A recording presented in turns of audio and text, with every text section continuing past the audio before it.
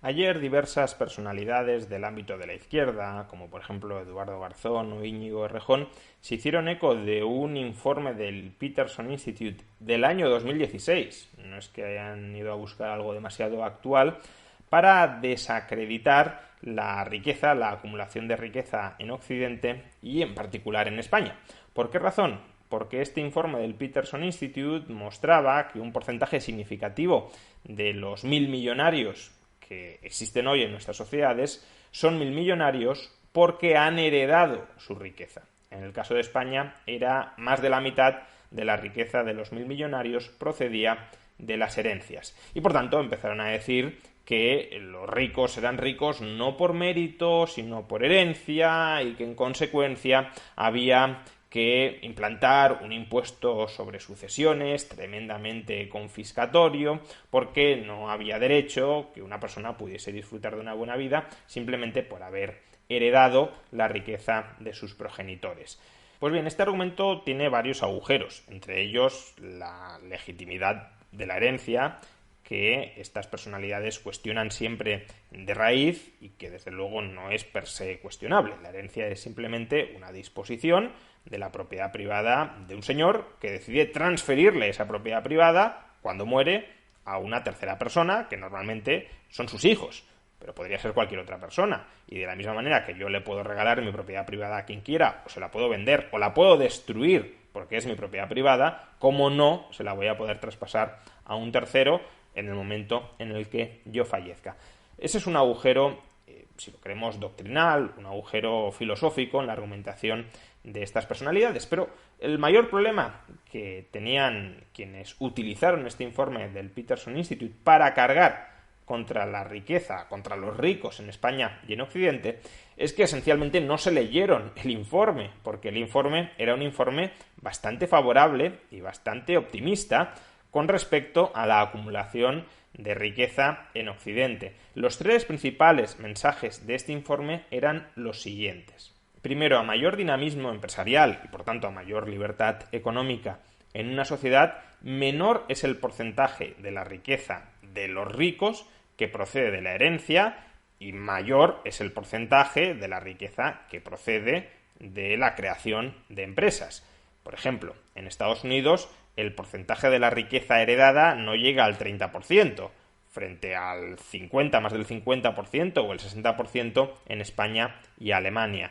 ¿Por qué? Pues porque en Estados Unidos se crean muchas más empresas, esas empresas que se crean en una misma generación crecen muchísimo y por tanto pasan a representar un porcentaje mucho más alto de la riqueza total de los 1.000 millonarios. De todas formas, que el 54% de la riqueza de los 1.000 millonarios en España sea heredada tampoco es algo tan sorprendente, aun cuando tuviéramos dinamismo empresarial. Quiero decir, una gran fortuna no se destruye en una única generación. Por tanto, si una persona, por ejemplo Amancio Ortega, crea una gran empresa, Inditex, y le transfiere la propiedad de esa empresa a su hija, evidentemente su hija seguirá siendo la persona más rica de España y esa riqueza será heredada. ¿Por qué? Porque Inditex no va a desaparecer en una generación. Muy mal tendría que haber creado Amancio Ortega su empresa para que en una generación desapareciera. Ahora bien, ¿seguirá siendo Inditex y por tanto seguirá generando tanto valor y proporcionando tanta riqueza a sus propietarios dentro de 2, 3 o 4 generaciones? Bueno, pues eso en gran medida ya dependerá de lo bien o lo mal que gestionen Inditex los herederos de Amancio Ortega. Y justamente el segundo mensaje que enviaba el informe del Peterson Institute, y es un mensaje que extrañamente ninguno de los que se hizo eco de esta estadística de que el 50%, 60% de la riqueza de los 1.000 millonarios procedía de la herencia, este segundo mensaje que voy a mencionar ahora no lo comunicó, no lo hizo notar ninguna de estas personas,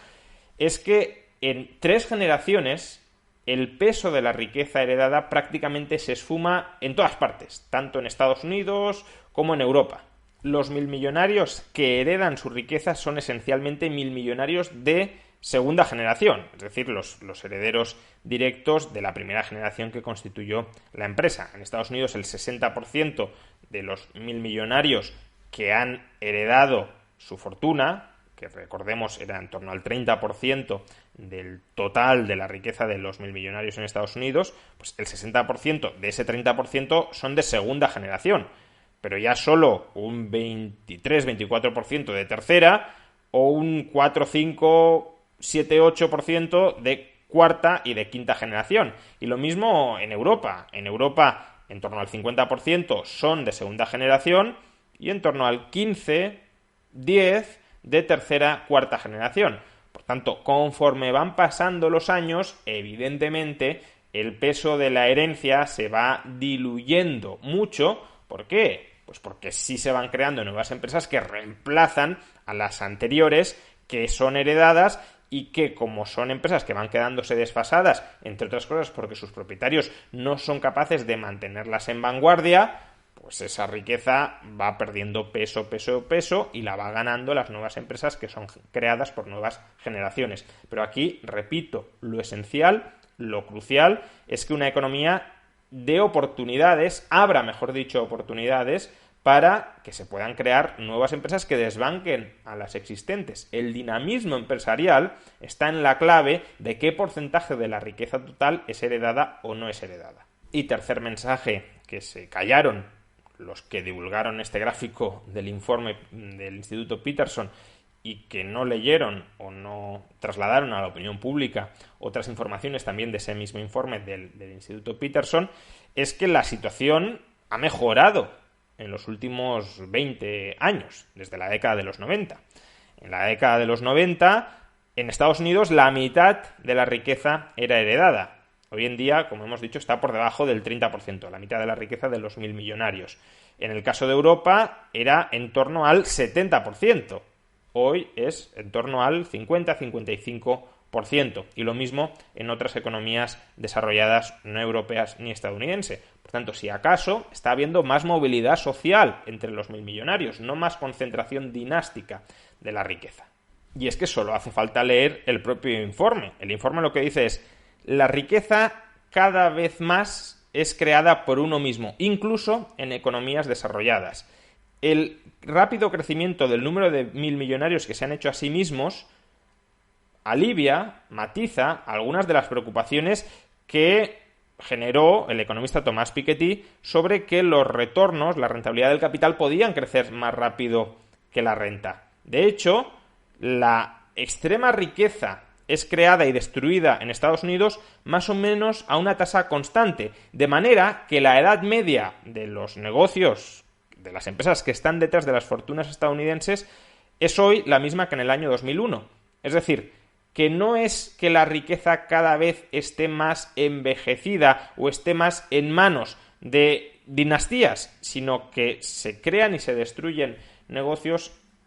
de las grandes fortunas a una tasa similar hoy a la de hace 20 años. De todas formas, sí hay que decir que otra evidencia empírica lo que nos pone de manifiesto es que cada vez el dinamismo de la economía estadounidense, como consecuencia de las regulaciones lobísticas, se está apagando, que cada vez están entrando menos nuevas empresas en la economía, no porque sea imposible que entren, sino porque se aprueban regulaciones para proteger a las empresas existentes y se aprueban porque esas empresas hacen lobby en la política para recibir protección y privilegios de los políticos. Pero entonces, en ese caso, la crítica